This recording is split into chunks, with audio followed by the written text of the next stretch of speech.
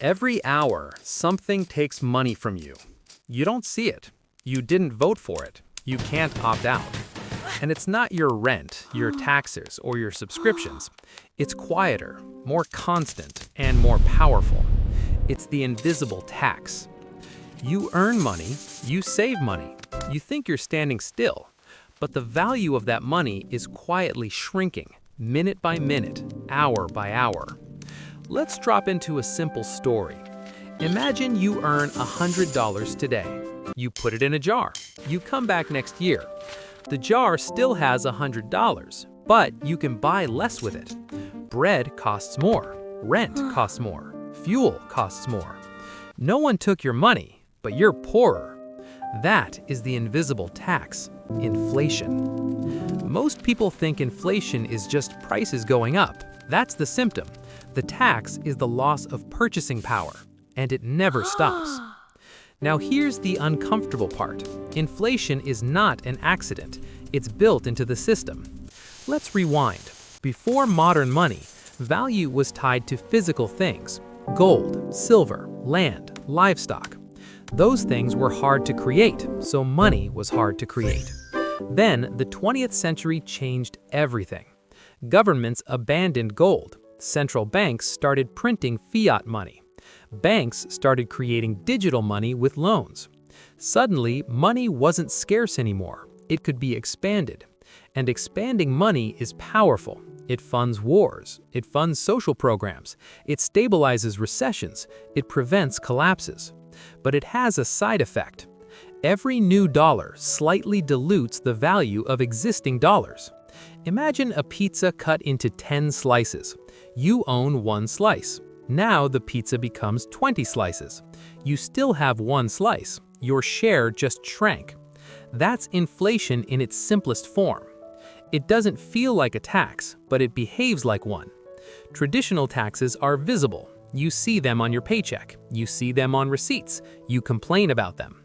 Inflation is invisible. No line item, no notification, no vote. And it hits everyone, but not equally. This is where it gets interesting. Who loses the most from inflation? People who hold cash, people on fixed salaries, people with savings accounts earning low interest. Who wins? Borrowers, asset owners, governments with debt. If you owe $100,000 and inflation is high, the real value of your debt shrinks.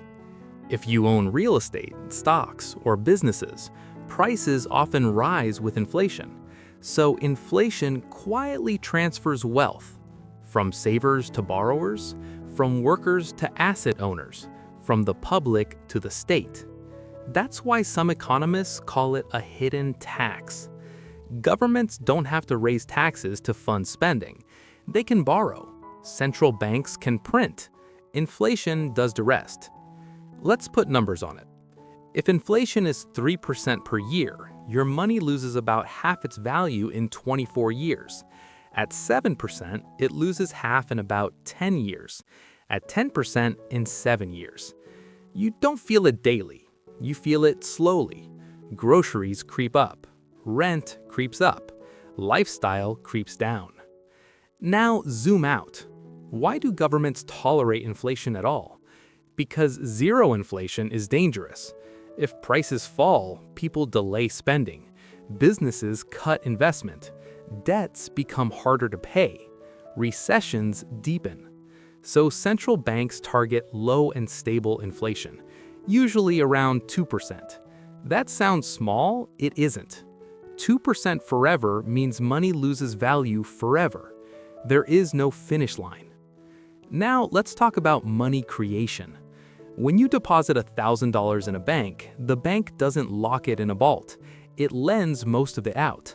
That loan becomes someone else's deposit, which gets lent again. Banks create money, not physically, digitally. Central banks create base money. Banks multiply it. Governments borrow it.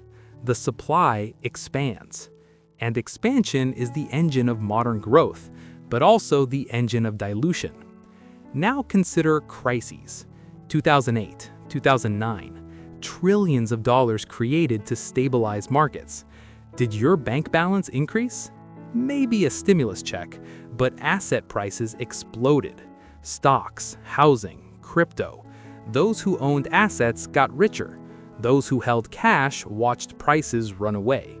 That is the invisible tax working in real time. It doesn't show up as a deduction. It shows up as distance between you and assets. Now zoom even further. Inflation is also political. Raising taxes is unpopular. Printing money is invisible. Borrowing is abstract. So politicians prefer deficits and money expansion. The bill arrives later, usually when someone else is in office. Inflation becomes a time machine, pulling future purchasing power into the present. Now here's the tension. If inflation is too low, economies stagnate. If inflation is too high, societies destabilize. History is full of examples. Weimar Germany, Zimbabwe, Venezuela. When money loses trust, prices spiral, savings vanish, and social order cracks. Hyperinflation is the invisible tax turned into a visible collapse. But even moderate inflation reshapes societies. It encourages spending over saving. It pushes people into risky assets. It widens inequality. It distorts long-term planning. Your grandparents could save in cash and bonds and feel secure. You're pushed towards stocks, real estate, and leverage just to stand still. Now, ask a deeper question. Who controls this invisible tax? Central banks set interest rates. Governments set fiscal policy. Banks decide lending standards. Markets react. It's a complex system, but the effects are personal. Your salary, your rent, your savings, your retirement, all of it flows through inflation. Now consider this. If inflation is a tax, where does the revenue go? It goes to borrowers through reduced real debt, to governments through lower real debt burdens, to asset owners through rising nominal prices. It doesn't go evenly. It's one of the largest wealth transfers in history, happening continuously without a single vote. And most people don't notice. They blame corporations, they blame landlords, they blame politicians. Sometimes they're right. But beneath it all, the monetary system is quietly shifting value. Now, zoom out to the global level. Different countries experience different invisible taxes. Some keep inflation low, some lose control. Currencies weaken, purchasing power erodes, capital flees. People vote with their feet and their money. Inflation is not just economics, it's power.